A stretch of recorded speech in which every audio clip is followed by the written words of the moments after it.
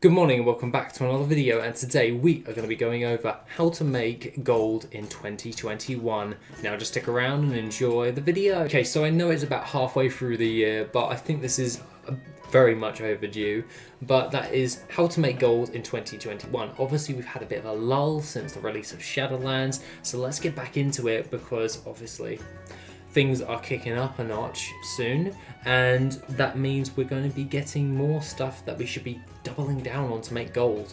So how do we make gold? So I've listed out a few points in which we can actually go over to actually make gold into the future, and these are things that have worked in the past and also things that will always work in the future. So these things are reliable to everything, and I've actually done specifically myself, so I know that they work.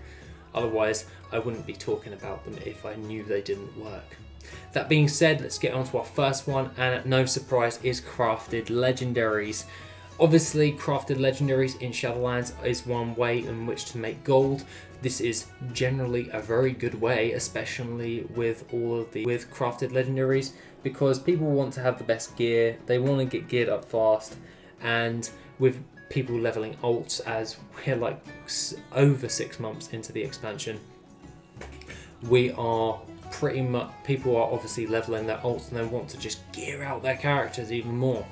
So the best ones, so the crafted legendaries that you can make are from like tailoring, blacksmithing, leatherworking and jewel crafting. I do have a note for this. Rank 3 and rank 4 crafted legendaries are the best in yield, so your best returns are always rank 3 and 4s.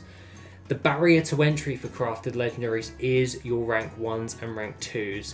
This is where you'll either be making stuff at a loss at the beginning, or you're making a very minute amount of gold. Considering that if you got into this a bit earlier, this is where you're going to be aided quite a hell of a lot more, but this does not knock it off the table. You're just going to have to brute force your way through by either farming the materials yourself or just taking that initial hit on your investments for rank 1 and rank 2s.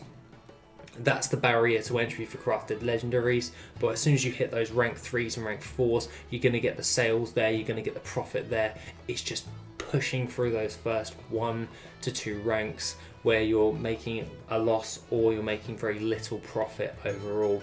Personally, I brute forced my way through just by non-stop farming. I am a bit sick of desolate leather farming right now, so yeah, I'm quite glad I'm at my rank 4s now because yeah, that took a little bit of time. But aside from all of that, that is pretty much one of the reliable ways to make gold at this moment in time. That is crafted legendaries. Obviously we've discussed the barriers to entry for those, so it's just a case in which you are willing to do that or not. Failing that, we can get into another one which I have loved ever since, well, for pretty much the longest of times, like well over like 5-6 years now, and that is crafted mounts. Now crafted mounts are a great way in order to make gold, especially when utilizing different types of alchemists with Transmutation Master to make gems or just transmute things in general to get like cheap titanium bars or try and make cheap true gold. That's always a good way in order to reduce the cost. But before we continue, consider supporting the channel by getting Dallas Guide to Gold Making, coming as either ebook or paperback on Amazon. This covers all aspects of gold making and how best to optimize yourself to make gold now and into the future. The link is in the description down below. Thank you. Now back to the video. The best one I would tell you to start with is engineering. Engineering can provide you with a load of different types of mounts that you can craft and sell on the auction house. The best one, of course, is the mechanized chopper or the mechano hog. I find that one sells the best. Then it's the depleted Kyperian rocket along with the geosynchronous world spinner. And there are a few subsidiaries, which is the turbocharged flying machine and the flying machine. Those are not necessary, but if you want to do that, you can. You also have the Gallywix ATV and the Mecha Mogul Mark II, which is from BFA, but those recipes will take you a little time to get a hold of and also to source the materials. Providing that if you are wanting to get into the mounts market, engineering is your top pick. Otherwise, you'd want to go into my second recommendation, which is dual crafting for the Panther mounts, which are locked. The recipes are locked behind the Order of the Cloud Serpent. And there is the Jade Panther, Sunstone Panther, Sapphire Panther, Ruby Panther, as well as the Jeweled Onyx Panther. Those ones are my second pick for getting into the mounts market. It's the barrier to entry is literally like a few hours worth of farming Onyx eggs, and then you're exalted with them, and then you pretty much have the ability to craft those with your Jewel Crafter.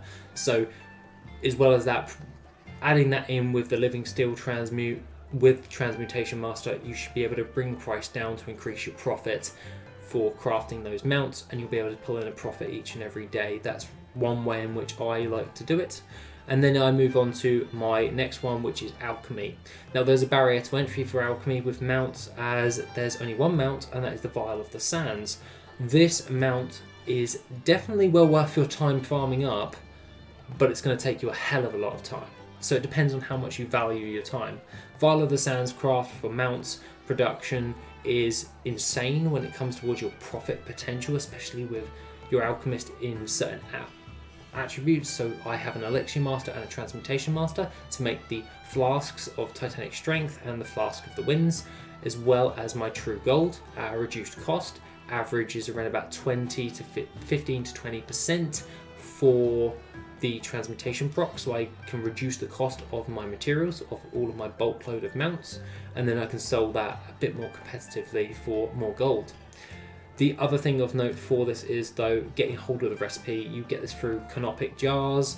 It takes quite a long time in order to get a hold of, so that is your barrier to entry for alchemy. It will require you to do archaeology a lot for Tolvir fragments in order to solve those solves, to get a canopic jar, to get a chance of getting the Vial of the Sands recipe for your alchemist. And it's a soulbound recipe, so do it on an alchemist with your archaeology. That's all I'll recommend. The next one is the crafted mount for blacksmithing, and that is the Steelbound Harness. That's my fourth and final pick for that one of crafted mounts, and that is basically going into the Nighthold with 𝐑𝐞𝐜𝐴.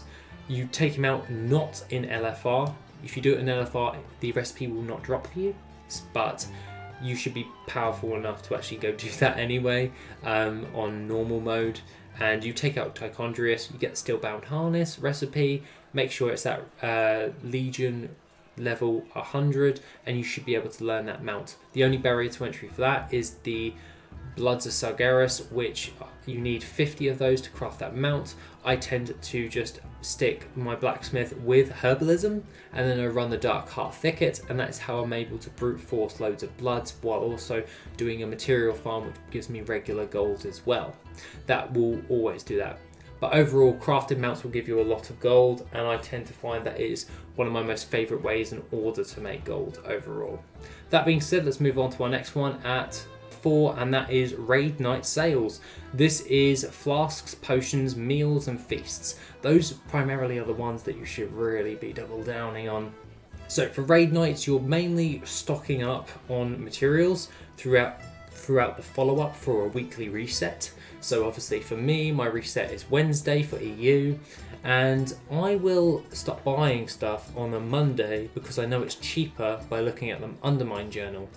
I will then craft those stuff at a profit, and then I will sell them on the raid night for the reset when everyone starts raiding again on a Wednesday, and also on the weekends. This is where I'll tend to get the best amount bang for my buck for that stuff, because I'm also sourcing my materials for cheaper and then selling them on for relatively the same price of that. So flasks, potions, meals and feasts are always your best bets for fast sales as well. It's just one of those ones it's very competitive on that, so if you are a competitive person, it's actually pretty fun just trying to outwit people on the auction house on raid nights.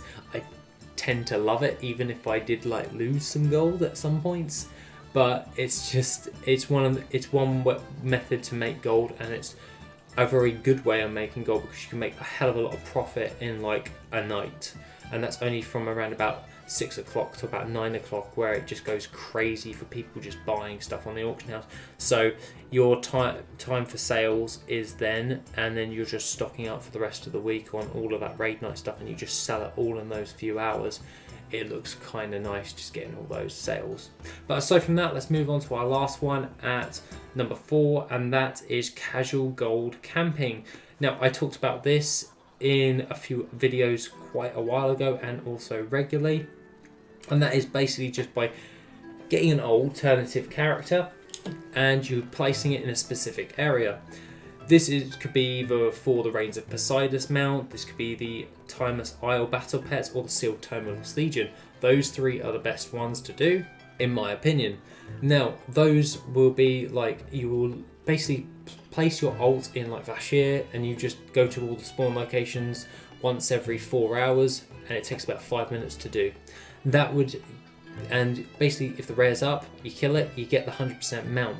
For the Timeless Isles pets, log in every hour, run around, see if they're up, take them out, see if you get the battle pets, sell those on the auction house. And for the Sealed Tome of Lost Legion, you just run around every hour on the hour for the Timeless Isle rares with a Warlock, and then you get the Sealed Tome of Lost Legion if you're lucky to get so.